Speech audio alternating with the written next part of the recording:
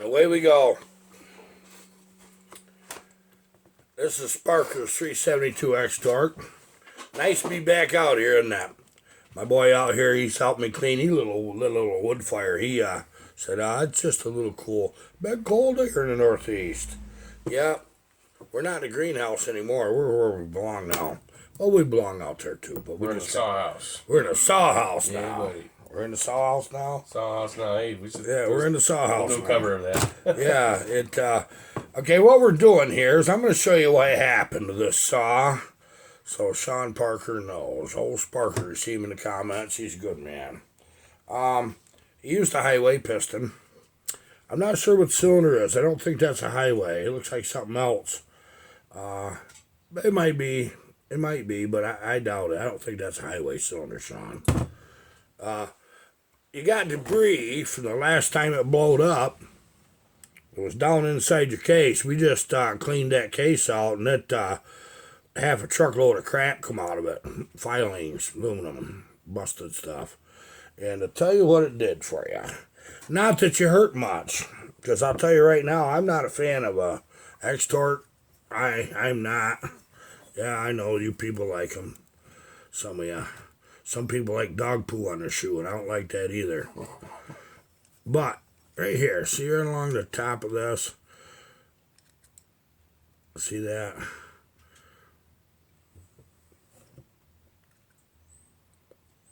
That's all debris. It come right up the sides. You can see it on the sides. Right here. There's scratches. Now, that might just certain.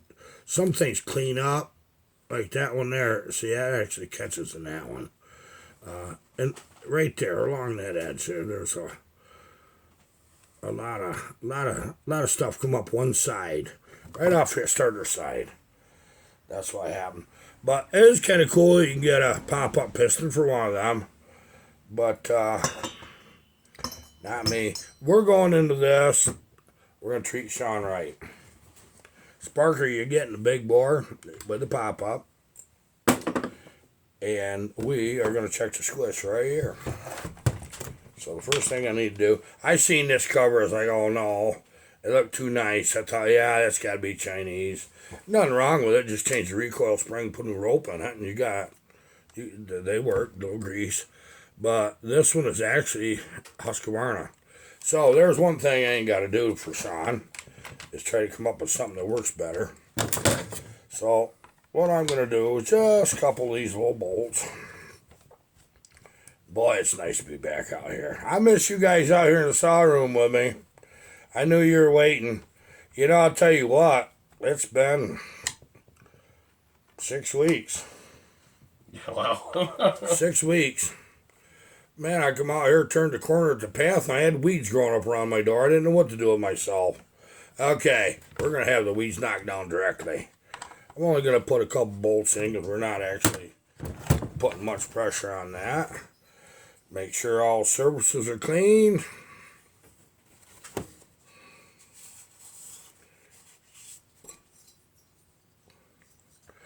You know what I've done before if you look at other videos? I've deliberately turned the cylinder backwards. See how many people noticed? How many noticed? You know what? Probably a few, right? You'd be surprised. You guys don't miss much. No, you don't. You belong in this industry, I tell you. You guys. I get a charge out of you guys. But this has been a long time coming. I've got a few guys' saws here that I just haven't got them done. I had my tools laid out, and I lost my tools I laid out. That's why you can't find them. So, it is the way it is.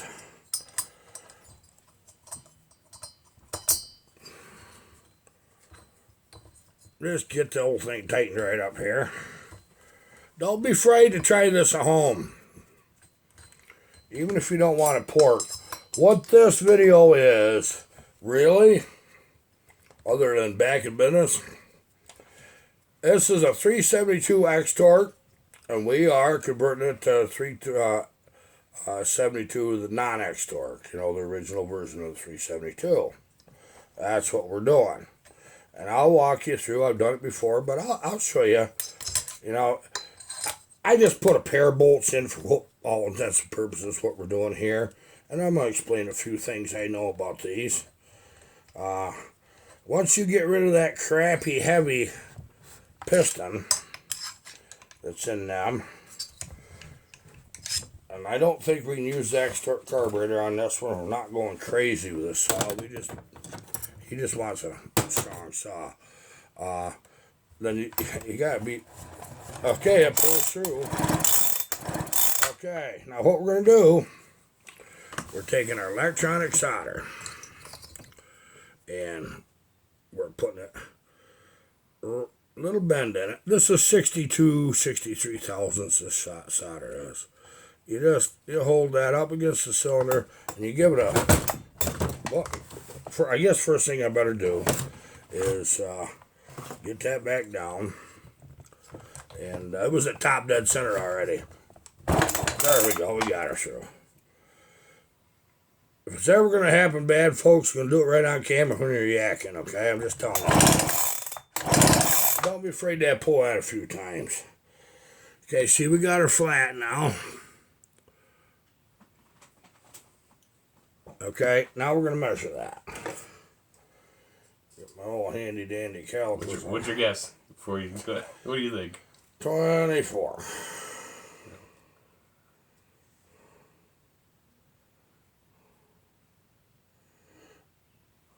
Actually,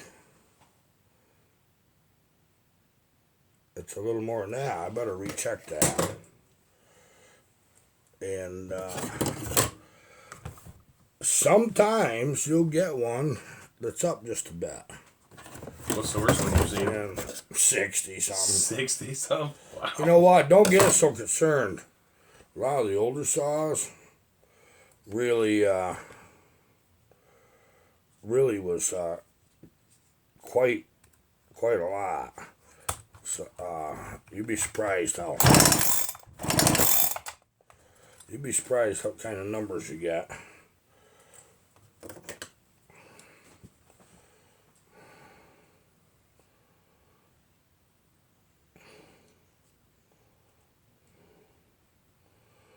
Now see, we're showing between 34 and 38 thousandths with no base gasket. I ain't liking that as much. It's a little much. That's a bit much. We're gonna do something about that.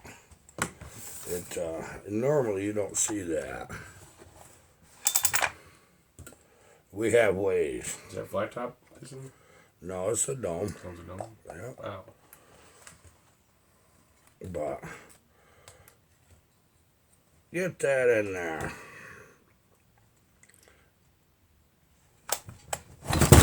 Yep, see?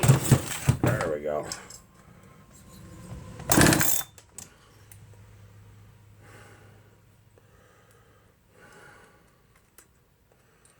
Just bear with me.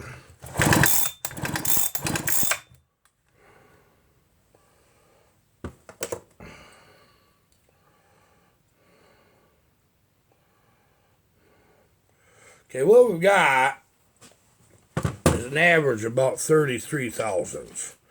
Okay. Can I run that? Yeah, I can run that.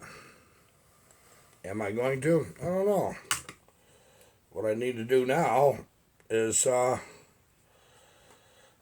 stop and look and see.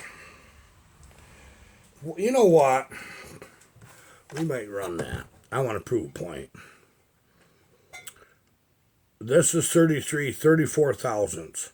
Okay, this is about what this one runs for. I like seeing them in the 20s. But this is an example that I know it's not the cylinder. We know the measurements off the cylinder. This is the base.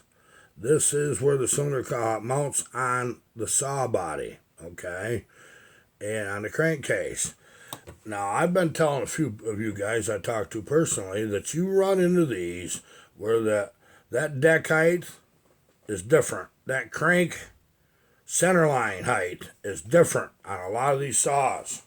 Anything that's mass produced in the numbers these things were and sold for the prices they were sold for, look at the same saws in the steel. It's always $200 higher. They knew how to build saws quick. Husqvarna. Does that make them bad? No.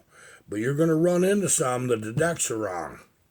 Okay? This is one that the deck's wrong, or the crank center line's wrong. It's not the cylinder. I could take this one right off and put it on another one, and you'd see a big difference. What do I want to do about this? Well, I'll tell you one thing I ain't going to do. I damn sure ain't shaving that deck. No. That's crazy. And I actually would like to see that little, about 10 thousandths, 8 thousandths closer. I'm not going to worry about this on the saw because I know it's not going to make a lot of difference in how the saw performs because we're not pushing the envelope on these saws. We are not. They don't have a big bearing in them. We don't want to blow them. You can blow them right up right on the bench. You can get a lot of power out of these. Don't think you can't. The saws that I choose to build big horsepower, I look for something that's got a nice big bearing and the appropriate size bore stroke combination, things like that. Something that I can turn loose, like some of them Pioneers that I built, like ones you see on with bucking. That was a nice example of an appropriate size bearing for the size of the saw and the RPMs we target. I make noticeable increases in these, and you will see it in this saw too. We built a bunch of them, and you've seen it with your own eyes. There's nothing new. I know, because I know I'm, let's call it 10 thousandths more than I would like to see. 10 thousandths isn't very much. Okay, it's just not. I could take this cylinder, machine it, blah, blah, blah. I'm against it if I don't have to. Now, if it's necessary, I will. In this case, it's not. I'll tell you why. There's so much horsepower left in these 72s, it's ridiculous. You don't have to port them very hard. You've seen me do this on this channel many, many times. What I'm going to do is just bump it up on the intake side, just about 2 or 3 degrees. I'm going to make up the difference. It'll be an easier saw to pull over and start, but we don't care what the compression is until the saw is running. I had people in the section arguing with me before say that the 2 strokes don't gain compression when they're running, blah, blah, blah. Crap. Yeah. You don't know what you're talking about. They don't have as much when you're pulling it over as when that saw is starting to build RPMs. Well, just pull one over slowly and then pull it over fast. So you can tell the difference just right there. Well, yeah, I mean, there is a difference when you do that too, but I mean, I drop every one of them, and that's that. Now, he sent this saw with this crazy muffler. That looks pretty cool, don't it? You like that, don't you?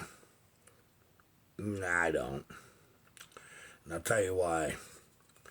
That is too much exhaust opening for this size saw. Now, if this was 125, yeah, I think I'd probably give it a try and see what it did. There's no baffles inside. It's just a couple pieces of pipe stuck in there. That's not my style. That's not going to build your horsepower. It just looks good and it sounds cool. I gotta admit, I like the sound of them. We're gonna do you a proper muffler. That's what we're gonna do. We're gonna build you a muffler. We're gonna build you something that actually makes horsepower, and it won't be near as pretty as this. It just won't. I'm gonna tell you right now, for a fact, it's not going to. We got some interesting saws coming up. We've got right over here in the corner, got Hogan's 266. I'll tell you what we're doing. We got that back together and running. What you can do that, those of you who've been following that saw. The intake was leaking. I repaired that. What was it? 2 times before I got it to quit. Sucking the gasket What? right in. Oh, I was sucking the gasket. Yeah, we went through all that. So I said, screw that, and I started eliminating gaskets and Don't need that. Don't need that. motorcycle engine assembly silicone. This is what I use to put these saws together, okay?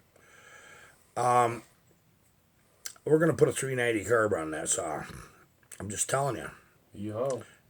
And what we're going to do is eliminate a lot of the crap problems them saws had. The carburetor was on that saw, and that was what I put on it. It wasn't running right, but it was having an air leak too, so it wasn't going to run right anyway. I took one off one of my own saws and put it on, and all of a sudden it run good. So we're going to meet its potential with a 390 carburetor. I'm kind of excited about that build because what we have to do, as you know, it picks up its impulse and them 266s to the 272s right through that little block. I don't know if I have one right here or not, but I'm putting one of these carburetors right here on it. That's off of 390. And there might be one right here handy. I had one on the bench. I think I put it away. I'll show you. I know where it's at. I know where it goes. He found it. Okay, that hole. Boy, if I can just get that right there. That little hole right there comes through from this side to the carburetor. Right here on this side. Okay, so what it's doing is you're trying to pick up your impulse right where your intake is going in, where the pulse is the strongest back and forth. You know how that works. I'm going to pick it up off the crankcase itself like the 372 does. You know, I'm going to do it in the same spots down below that.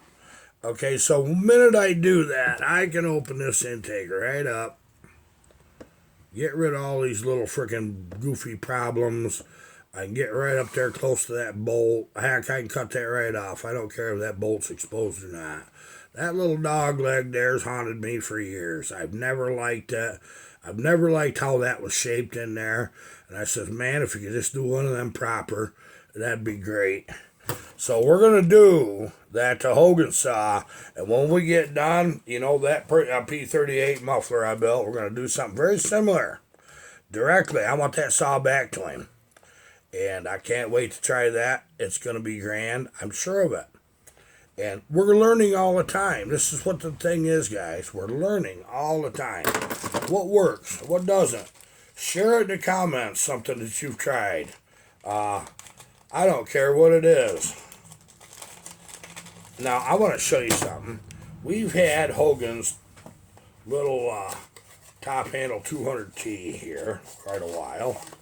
And I never got that. I started that last fall. Bucket says to me here a little bit ago, he says, hey, Herb, you know, no pressure, man. I know you're freaking busy in a pack coon, but he says, Hogan was asking me about that the other day. And I says, well, I said, I didn't, I honestly haven't had time to get back to it. But that was a saw. I've never done anything like that before at all. Did it run? Oh, yeah, it runs. Well, that's a big old cylinder. Is it a success? Yeah, it was a success. Not what I wanted. I wasn't going to send it back that way. Now, what the deal is on these great big buggers right here is they have a real screwed up way of making the air go around this block. This right here block actually lifts right out. We got too much light. See that? They actually picked that right out. We see the equalization from this side is definitely going to be different than that side. So how the heck do you work around that? Okay, so what I'm doing, I chose to eliminate that block and go ahead and hog this side right out and make it match. Okay, there's nothing wrong with that. But I'm gonna do something just a little different. I'm gonna take that block and we are gonna machine that block so it represents more of this. So we're taking off that much right here. Okay, and we're gonna give that a shot. And I'll tell you another problem. On the darn exhaust side, that intake side, just teeny tiny little bugger. you got to be careful. You got to be careful. On the exhaust side, I did make a mistake. Not that it was a mistake. It was just a mistake. Half-assed mistake. Let's call it that. If I can get this darn light where it shines in there and you can still see it, what you've got here on this exhaust side is when you get in there, and I'm not going to get that where you can see it very good, I don't think, but I'm going to try. Okay, I can see it. Right in this area right here. See, that comes out and bends and that's turned. Right there on that bottom, I pressed that just a little too far and got a little tiny bit of free port. Not enough to really bother, but I also raised that roof just a bit far. I got my numbers where I thought was good. We're going to change these numbers. This is something you'll see here in the very new future. I'm kind of excited about that. And I might, once we get this one figured out, what needs to make it tick, which we already know, I might do another couple of them because they're a cheap, solid build. I mean, you get the whole thing brand new, what, for $359? Is that what it costs? I've seen videos of a couple guys building these with some successes. But I have success with it, but not where I want to see. I really don't. And, you know, the cool thing about building these saws, you're creating life. You really are. It's a whole brand new entity. I've showed you guys before how the X-Torques work, but it's been a while, so maybe I'll show you again. If you see right here, this is air. It comes right through your intake, right straight up along the sides, right into these slots, right alongside of that piston. And now, this is where your air-fuel mixture comes, and then you got air. Things change too much for me. I don't like that. And it's split up the same way, right here. This is your air-fuel mixture. This is fresh air. Yeah, can you block that off? Yeah, you can do all kinds of things. Can you open it all and make it one? Yeah, you can do that too. Why frickin' bother? Why would you bother doing that when it's not a big deal to change these back to the original X-Torque or non-X-Torque from an X-Torque? I just don't see the sense of even screwing with these. Yeah, emissions. Yeah, EPA. Blame it on the EPA. If you got no other answer, blame it on the EPA. That's what we're going to tell you on this video. That danged EPA. So, we're going to get this cylinder back off. I might just for giggles check this cylinder against another one. But I'll tell you what, I found that these cylinders run fairly accurate, real accurate. And in some saws, they're ridiculously good. And so when you see them like this, it's like, okay, water off a duck's back. I know what that is. It's just the fact that deck height is different than what you would like to see. And then the cylinder height. Now, the first time I ran into that, I said, what the heck? I'd been building, that was years ago, I'd been building them 371s. I was nervous about them at first. And I decided I liked them. No, they were a good powerhouse. Real nice cylinders on them. Real nice. And I never seen much difference. Everything was always lining up. Got into 372s, and they were just as good. Well, the next thing you know, you get into them a little further, and they're making them more and more. And as the years go by, and all of a sudden I run into one that was really off. It's like, what in the crap is that? And then I run into one that it was actually too tight. Yeah, there wasn't 8 thousandths. You know what I did? I saved that. I saved that one for a future build. That's tight. Yeah, that's real tight. So what I'm going to do is be able to, with that one that's 8 thousandths, you gain 2 to 3 thousandths with your motorcycle assembly lube. So let's call it 10. Let's be safe. Let's call it 10. And then I can use a paper gasket that's 10 or 12. But that's going to let me control exactly where I want that. Normally, with these highway cylinders, because that's what I use a lot of, you see them right about 22, 24, somewhere in there. Geez, I like that. You can go to 20. If you do yours and you got 18 thousandths, you think, oh my God, Ironhurst said 20. Well, remember, you got 2 thousandths at least with your engine assembly silicone. So there's your 20.